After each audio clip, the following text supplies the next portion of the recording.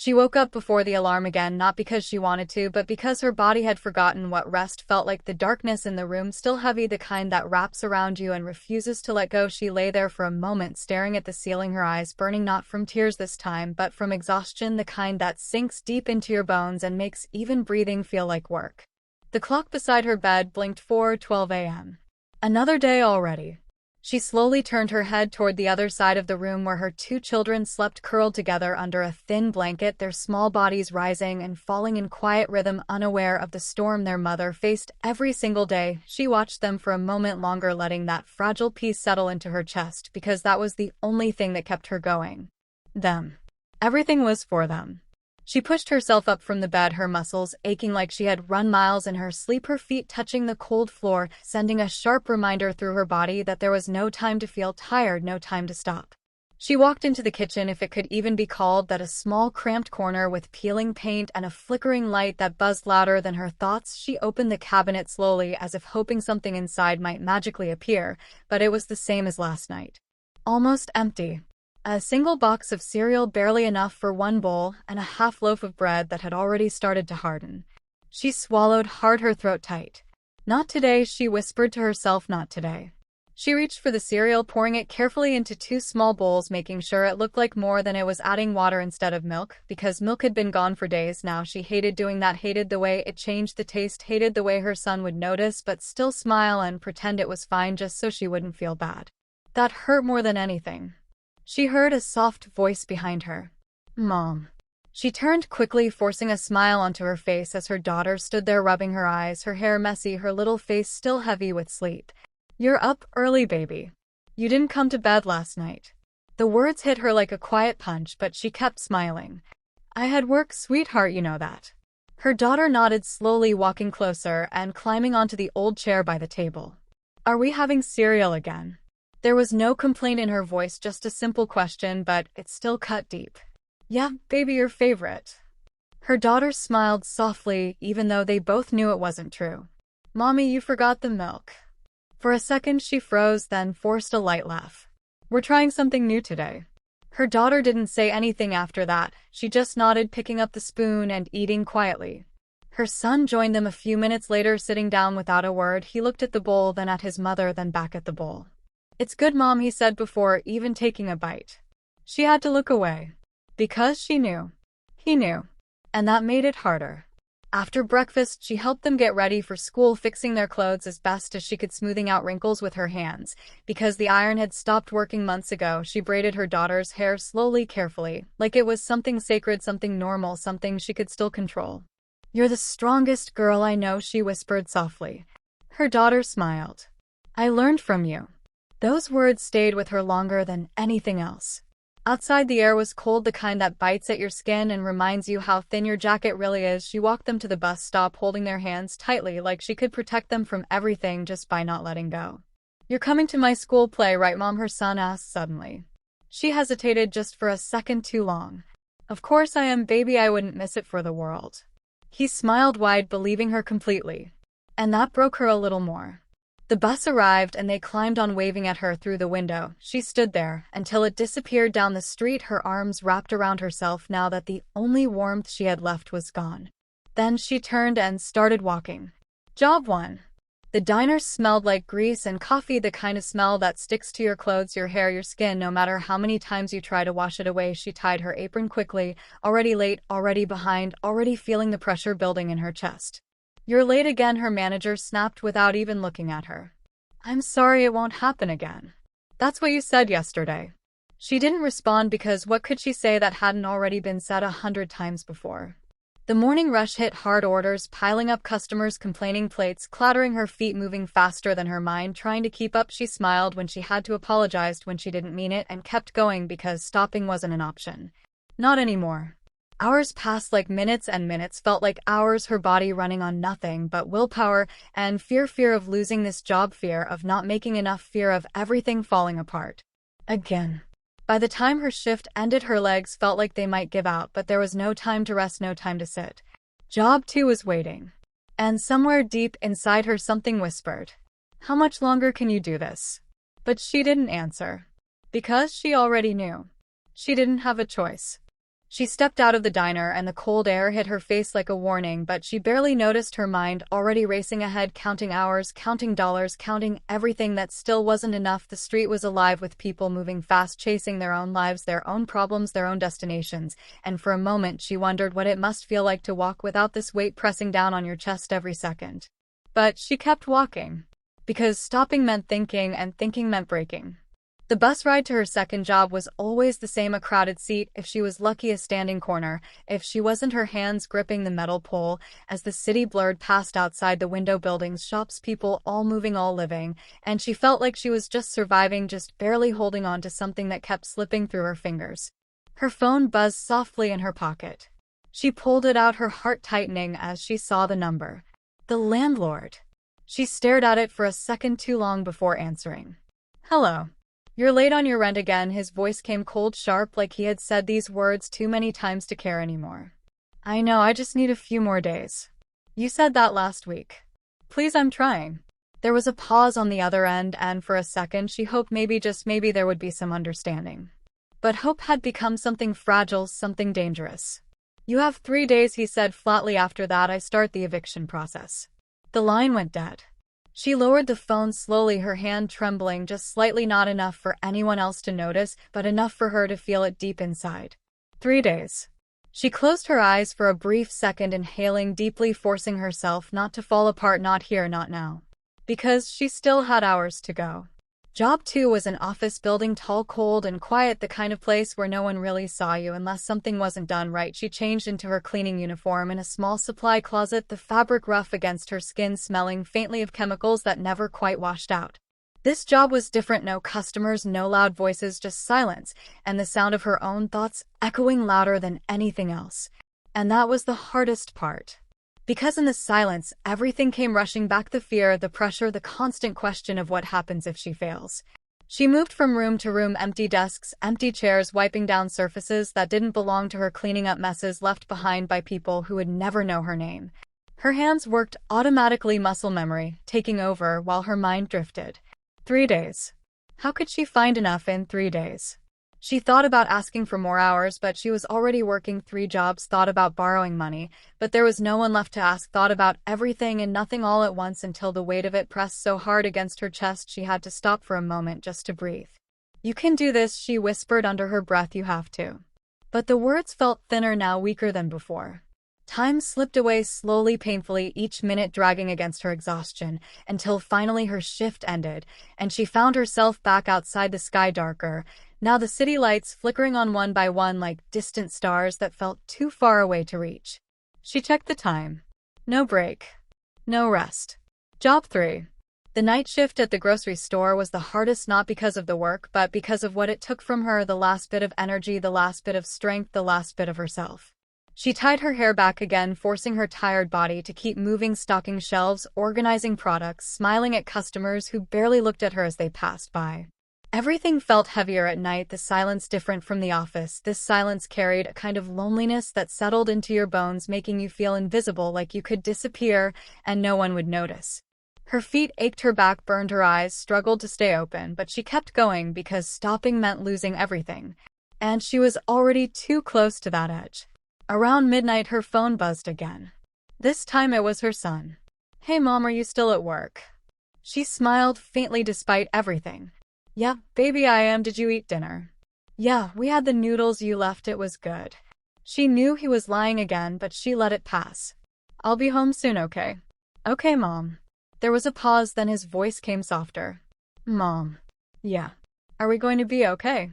The question hit deeper than anything else that day, deeper than the landlord, deeper than the exhaustion, deeper than the fear.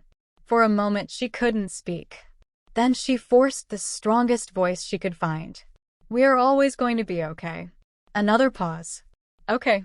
The call ended and she stood there for a second, holding the phone in her hand, her reflection faintly visible in the dark glass of the store window. And for the first time that day her eyes filled with tears. But she blinked them away quickly. Because there was still work to do. Hours later, when her shift finally ended, her body felt like it might collapse at any second, but she still had one more journey to make, one more walk, one more step before she could rest. Home.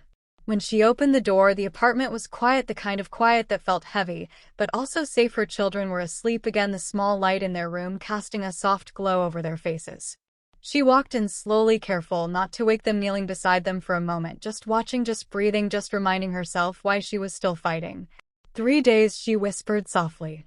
3 days to save everything. She stood up slowly, her legs weak, her body trembling, as she moved back into the kitchen, her eyes falling on the same empty cabinet, the same reality waiting for her. And suddenly the strength she had been holding on to all day, all week, all this time, started to crack. She gripped the edge of the counter tightly, her head lowering as the tears finally came, silent at first, then stronger, harder, until her shoulders shook with everything she had been holding inside. "I'm trying," she whispered through broken breaths. "I'm really trying." But the room stayed silent. And for the first time, she felt like maybe, just maybe, trying wasn't enough anymore. The next morning came too quickly, like the night had barely existed at all. Her body still heavy, her eyes swollen from tears that had finally escaped when no one was watching. For a moment, she didn't move, just lay there staring into nothing, as if staying still could somehow stop the world from demanding more from her. But the world never waits. It never cares. And neither could she. She sat up slowly, her chest tight, that quiet pain still sitting there like it had made a home inside her sometime during the night. The thought of 3 days, now down to 2, pressed against her mind like a ticking clock, growing louder with every second. She turned her head toward her children again. They were still sleeping, peaceful, untouched by the reality that waited outside that room. And for a moment she let herself pretend. Pretend that everything was okay. Pretend that today would be different. Pretend that something would change. But pretending never paid the bills. Never filled the cabinets. Never stopped the fear.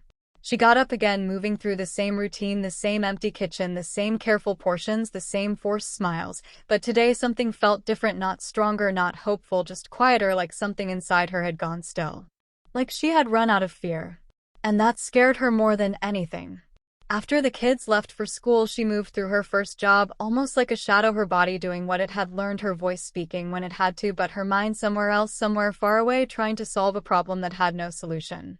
By the time she reached the diner, the morning rush had already started, and the noise hit her all at once. Orders, voices, plates, everything blending together into something overwhelming. "You're late again," her manager snapped.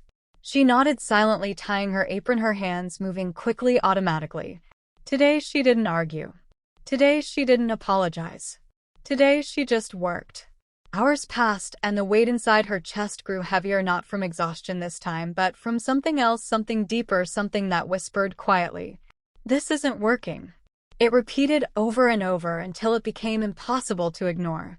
Around midday, the diner slowed down just enough for her to breathe, just enough for her thoughts to catch up with her reality. She stood by the counter, staring down at the small tips she had earned, barely anything, barely enough to matter. And that's when she heard it. A voice, calm, steady, unfamiliar. "You look like you haven't slept in days." She froze for a second before slowly looking up. A man sat at one of the corner tables, older, maybe in his late 50s, his presence quiet but somehow noticeable, his clothes simple but clean, his eyes watching her, not in a judging way, not in the way people sometimes look at her, but in a way that felt different. Like he actually saw her. She quickly looked away, focusing back on her work. "I'm fine," she replied softly. He didn't respond right away, and for a moment she thought that was the end of it, just another passing comment from someone who would leave and never think about her again. But then he spoke again. "Fine doesn't usually look like that." She hesitated, her hands pausing for just a second before continuing to wipe the counter. "People say a lot of things they don't mean," she said quietly. "Maybe," he replied, "but sometimes they say things because they mean more than they should." She didn't answer this time. Because she didn't know how. Silence settled between them, but it wasn't uncomfortable, it wasn't heavy, it was just there, like a space waiting for something neither of them was ready to say. After a moment, she walked over to his table, forcing herself back into the role she needed to play. "What can I get you?" "Just coffee," he said with a small nod. She poured it, carefully setting the cup down in front of him, her hands steady, even though something inside her felt off balance. "Thank you," he said, looking up at her again. And this time she noticed it. The way his eyes softened slightly. Like he understood something without her having to explain it. She turned quickly, walking away before that feeling could settle too deeply, before it could mean something. Because meaning something meant hope. And hope was dangerous. Time passed and he stayed longer than most customers, quietly sipping his coffee, watching the world move around him, occasionally glancing in her direction, but never in a way that made her uncomfortable, never in a way that demanded anything. Just observing. Just present. When he finally stood up to leave, she felt it before she saw it, something small, something almost unnoticeable, but there. He walked to the counter, placing a few bills down before turning toward the door. "Have a good day," he said simply. "You too," she replied automatically. The bell above the door rang softly as he left, and just like that he was gone. Another stranger. Another moment. Another day. She walked over to the table to clean it, her movements slow, her mind already shifting back to everything waiting for her outside those walls. But when she reached for the check, her hand paused, her eyes focusing on the tip left behind. It was more than usual. A lot more. She stared at it for a moment, confusion mixing with something else, something unfamiliar. There was no note. No message. Just the money. She looked toward the door instinctively, but he was already gone, disappearing into the same world that had never stopped moving. For a second she stood there frozen. Then she shook her head softly, almost like she was trying to convince herself it didn't matter. Because it didn't. It was just money. Just a stranger. Just a moment.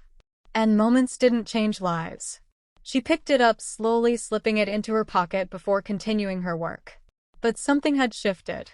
Something small. Something quiet. Like the first drop of rain before a storm. Or maybe before something else entirely. She didn't know it yet.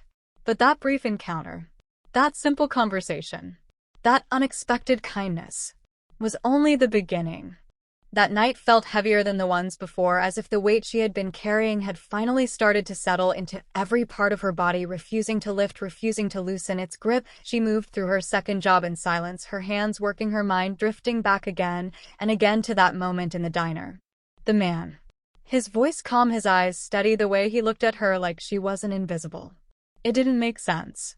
People didn't see her, not really. They saw a waitress, a cleaner, a tired woman trying to get through the day, but they didn't see the struggle behind it, the nights without sleep, the quiet tears, the constant fear. But he had. And that stayed with her.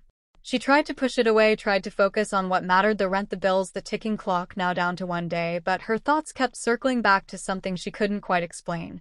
Why? Why would a stranger care? By the time she reached her third job, the store felt colder than usual, the bright lights almost harsh against her tired eyes. Everything seemed louder, sharper, harder to ignore. She moved through the aisles, stocking shelves, her hands slower now, her body reaching its limit, the exhaustion no longer something she could hide behind routine. Around midnight, the store grew quiet, only a few customers left wandering through the aisles, lost in their own thoughts, their own worlds. That's when she saw him again. At first she thought her mind was playing tricks on her, that exhaustion had finally blurred the line between memory and reality. But no. It was him. Standing near the end of the aisle, holding a small item in his hand, his presence the same calm, steady energy that didn't quite belong in a place like this. Her heart skipped just slightly, not from fear, but from something else, something unexpected. She quickly looked away, pretending not to notice, focusing on the boxes in front of her. But she could feel it. That same quiet awareness. He walked slowly toward the register, placing the item down, and for a moment she considered stepping away, letting someone else handle it, avoiding whatever this was. But she didn't. Because something inside her wouldn't let her. She stepped forward, her movements careful, controlled. "That'll be $5, she said softly. He nodded, reaching into his pocket before looking up at her again. "Long day." She let out a small breath, almost like a quiet laugh. "They're all long." He studied her face for a moment, not in a way that made her uncomfortable, but in a way that felt like he was trying to understand something deeper than what she was showing. "You're working too hard," he said simply. She shook her head slightly. "I don't have a choice." "There's always a choice." "Not like this," she replied, her voice a little sharper than she intended. Silence fell between them again, but it wasn't tense, it wasn't uncomfortable, it just existed, like a pause in a conversation that hadn't finished yet. He placed the money on the counter but didn't move right away. "What's your name?" he asked. She hesitated just for a second. Then answered. "Maria." He nodded slowly, as if committing it to memory. "Maria," he repeated softly. Names matter. She didn't know why, but the way he said it made her chest tighten slightly. Like it meant something more than just a word. "And you?" he asked. She frowned, slightly confused. What? Your name matters too, she said almost without thinking. For a brief moment, something shifted in his expression, something softer, something almost sad. Daniel, he replied. She nodded quietly. Nice to meet you. He picked up his item, but instead of leaving, he paused again, looking at her like there was something more he wanted to say, something he was deciding whether or not to share. You shouldn't give up, he said finally. The words caught her off guard. I'm not giving up. You're close, he replied gently. She felt something rise inside her, then frustration, exhaustion, maybe even anger. You don't know anything about me. You're right, he said calmly. But I know what it looks like when someone is carrying too much alone. That hit deeper than she expected. For a second, she couldn't respond, couldn't find the words to push back, to protect herself from whatever this was. Because a part of her knew. He wasn't wrong. He reached into his pocket again, pulling out something small, placing it gently on the counter. A card. If you ever need help, he said quietly, call me. She stared at it, not moving, not reaching for it, her mind racing with doubt, suspicion, fear. People don't just help for no reason. There's always something behind it. I can't, she said softly. You can, he replied. And then before she could say anything else, before she could question it, before she could stop it, he turned and walked away, just like before, leaving her standing there, caught between disbelief and something else, something she didn't want to name. Hope. She looked down at the card still sitting on the counter untouched. It felt heavy, even though it weighed almost nothing, like it carried something more than just a number. Like it carried a possibility. She shook her head, stepping back slightly. No. She couldn't afford to believe in something like this, couldn't risk trusting a stranger, couldn't let herself depend on something that might disappear just as quickly as it appeared. Because she had learned that lesson already. The hard way. Hours later, when her shift finally ended, she found herself back in that small apartment, the silence greeting her like it always did, her children asleep, safe for now. She stood in the kitchen again, the same place where everything had started to break just the night before. Her eyes moved slowly to the counter. And without realizing it, her hand reached into her pocket, pulling out the card. She stared at it for a long moment, her heart beating just a little faster, her thoughts louder than they had been all day. One day. That's all she had left. One day before everything fell apart. Her fingers tightened slightly around the card. What if? The thoughts slipped in quietly, dangerously. What if this was real? What if this was the moment? The one thing that could change everything. She closed her eyes, taking a deep breath, trying to steady herself, trying to silence the storm building inside her. Because making that call meant trusting someone. And trusting someone had cost her everything once before. But doing nothing would cost her everything now. She opened her eyes, slowly looking down at the number again. And for the first time in a long time, she stood at a crossroads. One path she already knew. Pain, struggle, loss. The other. Unknown. Uncertain. But maybe, just maybe, different. Her hand trembled slightly as she picked up the phone. Her fingers hovered over the phone for a moment longer, her breath unsteady, her heart beating louder than the silence around her. It felt like everything in her life had led to this single second, this one fragile decision that could either change everything or break whatever was left inside her. She closed her eyes and pressed the call button. The ringing sound echoed in her ears, each second stretching longer than it should, her mind racing with doubt, with fear, with questions she couldn't answer. Then, the line clicked. Hello. His voice calm, just like before, steady, like he had been expecting this. She swallowed hard, trying to find her voice. It's me, Maria. There was a brief pause, not of confusion, not of hesitation, but something softer. I'm glad you called. Those words hit her in a way she didn't expect, like relief, like she hadn't realized how much she needed to hear them. I don't usually do this, she said quietly, her voice trembling just slightly. I know, he replied. She took a shaky breath. I don't know why I'm calling. Yes, you do. She closed her eyes again, because he was right. Because deep down she knew exactly why. I'm out of time, she whispered. The words felt heavier than anything she had said before. He didn't interrupt. Didn't question. Just listened. I have one day, she continued. My rent, I can't. I tried everything. I'm working 3 jobs and it's still not enough. I don't want my kids to see this. I don't want them to feel this. Her voice broke, then the strength she had been holding on to finally slipping through her fingers. For a moment there was only silence. Then his voice came again, calm but different now, deeper, more certain. "Where are you?" She hesitated, then told him. "Stay there," he said, "I'm coming." The line went dead. She lowered the phone slowly, her hands shaking, her chest tight, not with fear this time, but with something else, something unfamiliar. She didn't know what she had just done. She didn't know what would happen next. But there was no going back now. Minutes passed slowly, each one heavier than the last. She sat at the small table, her eyes fixed on the door, her thoughts running in circles. What if this was a mistake? What if she had trusted the wrong person again? What if this changed nothing? Or worse, what if it made things worse? Then, a knock. Soft but real. She stood up quickly, her legs weak, her breath caught somewhere between hope and fear. Another knock. She walked toward the door slowly, each step feeling unreal, like she was moving through a moment that didn't belong to her. Her hand reached for the handle. Paused. Then turned. The door opened. And there he was. Daniel. Standing there exactly as she remembered, calm, steady, but now there was something else in his eyes, something stronger, something certain. She stepped back slightly, letting him in the small apartment, suddenly feeling even smaller with his presence inside.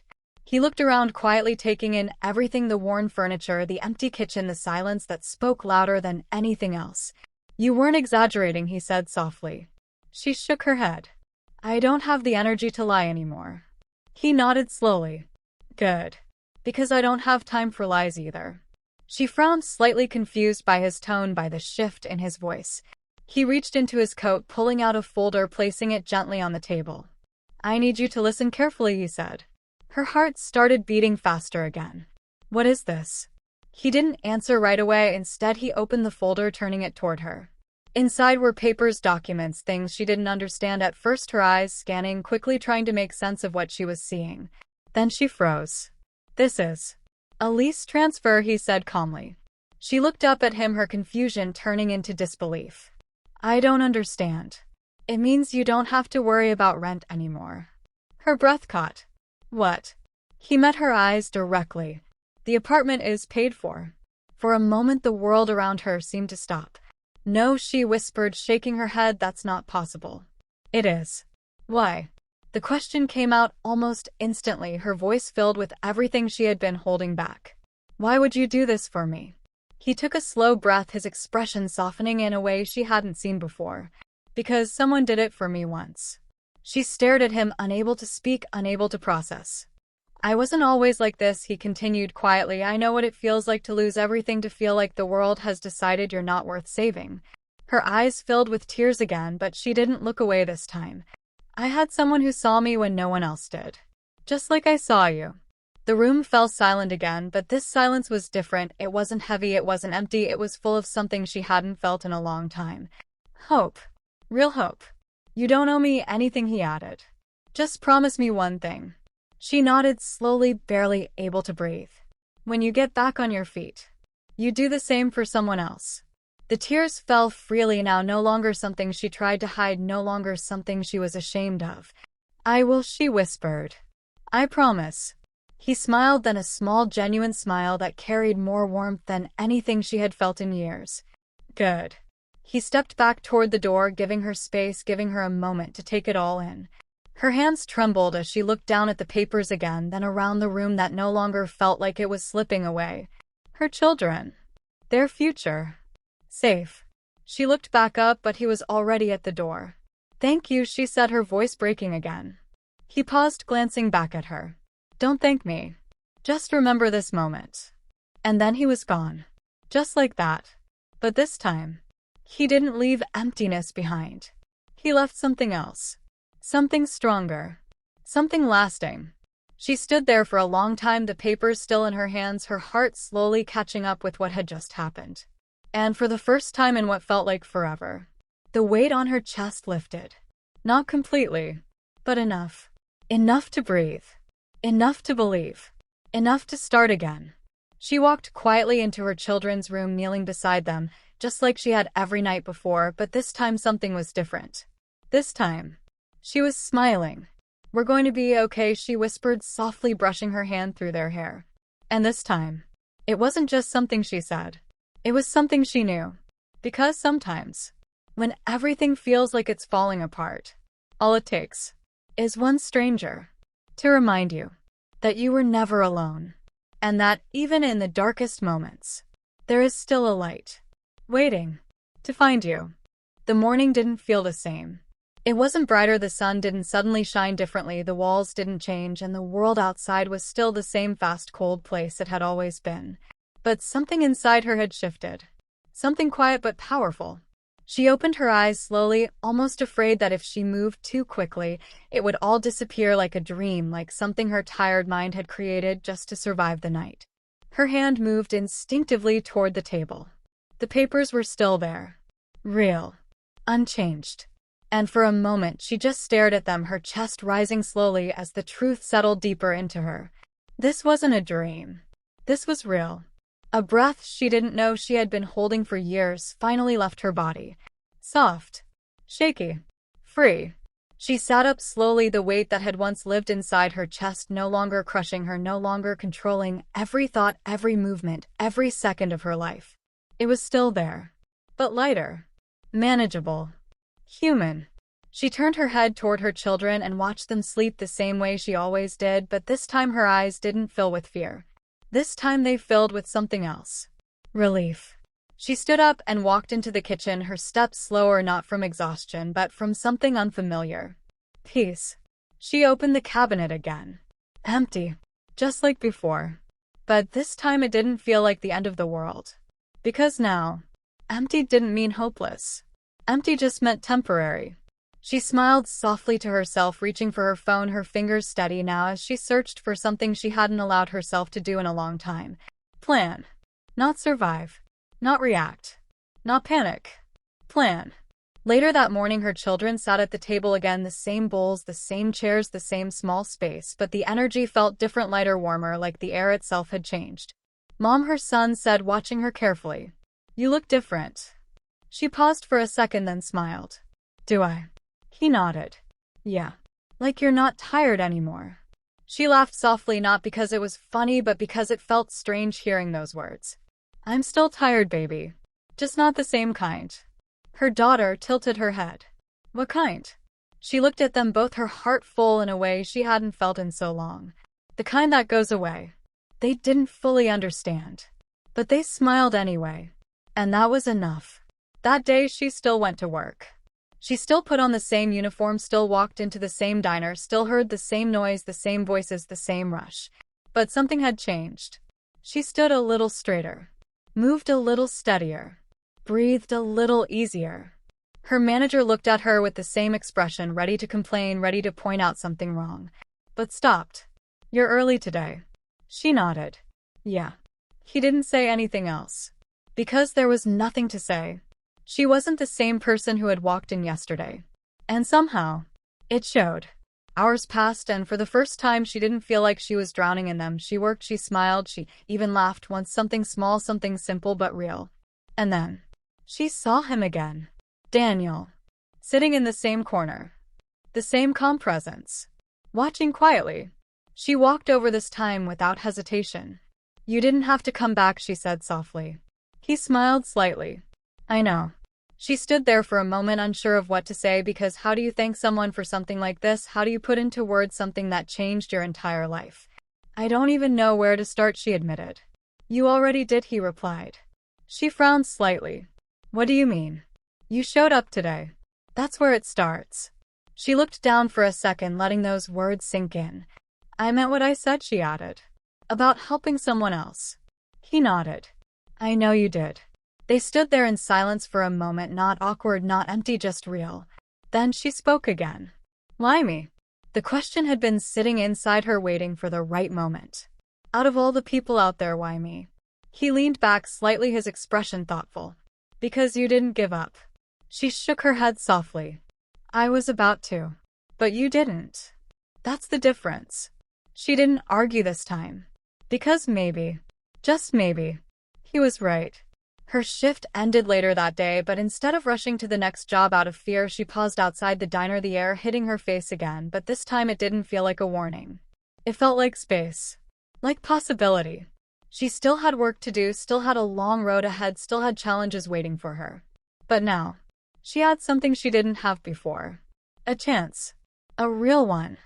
Days turned into weeks, and slowly things began to change, not all at once, not magically, but steadily. She reduced her hours at the third job, then eventually left it. She found time to be home more, to cook real meals, to sit with her children, to listen to their stories, to be present in a way she hadn't been able to before. She went to her son's school play, and when he saw her in the crowd, his face lit up in a way she would never forget. That moment alone was worth everything. She saved money little by little, carefully, patiently, and for the first time, it stayed.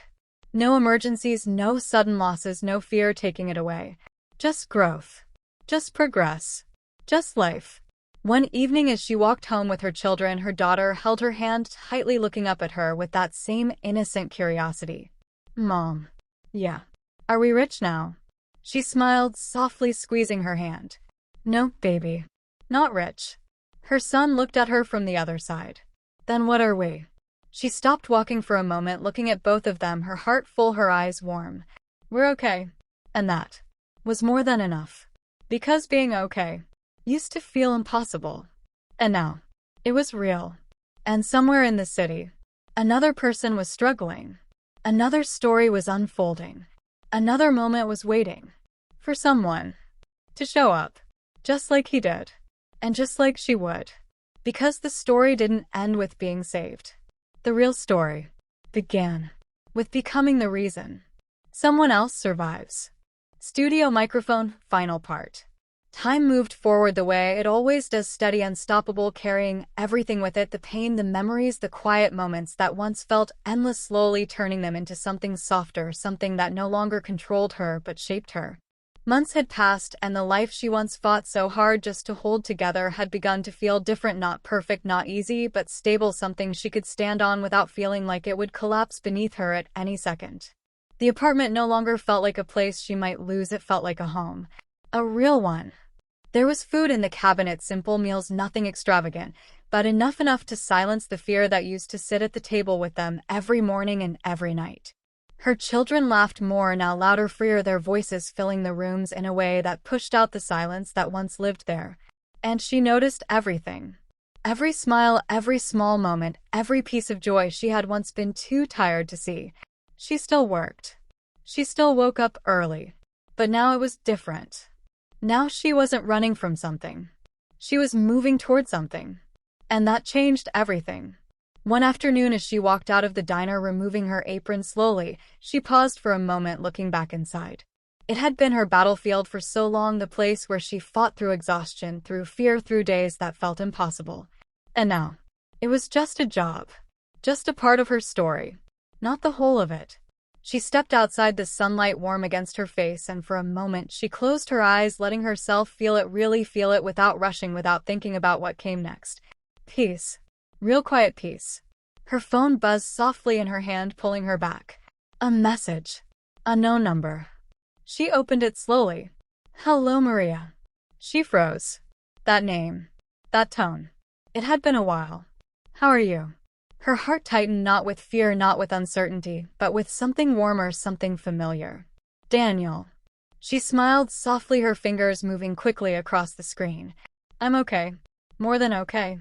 There was a pause, then another message. "I knew you would be." She stared at the words for a moment, memories rushing back, the night, the call, the knock on the door, the moment everything changed. "Thank you," she typed. Again. This time the reply came slower. "You don't need to thank me anymore." She understood what he meant. Because he had never asked for it. Because it was never about that. She looked up from her phone, the world around her moving, just like it always had, people walking past, cars passing by, life continuing in every direction. And for the first time, she felt like she belonged in it. Not outside it. Not beneath it. But inside it. Part of it. She put her phone away and started walking, her steps steady, her mind clear, her heart full. As she turned the corner, she saw something that made her slow down. A woman sitting on the sidewalk, her clothes worn, her face tired, her eyes distant, the kind of look she knew too well, the kind that comes from carrying too much for too long. And beside her, a small child. Hungry, quiet, watching the world pass them by. Maria stopped completely. Her breath catching slightly. because it felt like looking into a mirror from the past. A version of herself she had once been. Alone. Tired. Running out of time. For a moment she just stood there, the noise of the world fading into the background as something deeper spoke inside her. A memory. A promise. When you get back on your feet, you do the same for someone else. Her heart beat a little faster, not from fear but from recognition. This was it. This was the moment. She walked slowly toward them, her steps calm, her presence gentle, not wanting to startle, not wanting to overwhelm. The woman looked up, slightly cautious, unsure. Maria knelt down just enough to meet her eyes. "Are you okay?" The question was simple, but it carried everything. The woman hesitated, her lips parting slightly before closing again, like she wasn't sure how to answer, like maybe no one had asked her that in a long time. "I'm trying," she whispered. Those words. They hit deep. Because she had said them too. She reached into her bag, pulling out what she had, not everything, not all at once, but enough to make a difference, enough to create a moment. Just like someone had done for her. "You're not alone," she said softly. The woman's eyes filled with tears, the kind that come when someone finally sees you, when someone finally stops and doesn't walk away. The child looked up, quietly holding onto his mother's arm. Maria smiled gently. "It's going to be okay." And this time, she wasn't just saying it. She was becoming the reason it could be true. She stood there for a moment longer, making sure they were okay, making sure they felt it, that small shift, that small light that had once been given to her. Then she stood up slowly. Not because she was leaving, but because she had already stayed in the way that mattered. As she walked away, she didn't look back. Because she didn't need to. She knew. The story had continued. Just like it was meant to. And somewhere deep inside her, that same quiet voice that had once been filled with fear, now spoke with something stronger. Something certain. You made it. But more than that. You became something more. Not just someone who survived. Not just someone who endured. But someone who changed the path. For someone else. And that was the real ending. Not the moment everything got better. But the moment she realized that even in the darkest parts of life, kindness can rewrite everything. One person. One choice. One moment at a time.